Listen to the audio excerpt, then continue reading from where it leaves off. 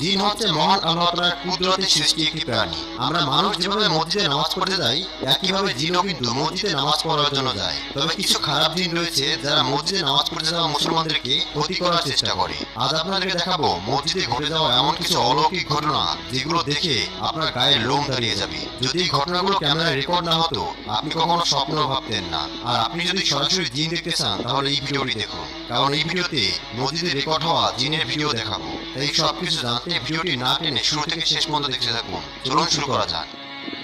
ঘটনাটি বাংলাদেশের বাগেরহাটের একটি মসজিদের ঘটনা, যেখানে প্রতিদিনকার মতোই মুসলমান ভাইয়েরা ফজরের নামাজ আদায় করছিল। আর সেই সময় একজন মুসলমান ভাই তার নিজের মোবাইল ফোনে এই ভিডিওটি রেকর্ড করে, যেখানে দেখা যায় একটি জিন মুসলমানদের সাথে মসজিদে বসে নামাজ পড়ছে।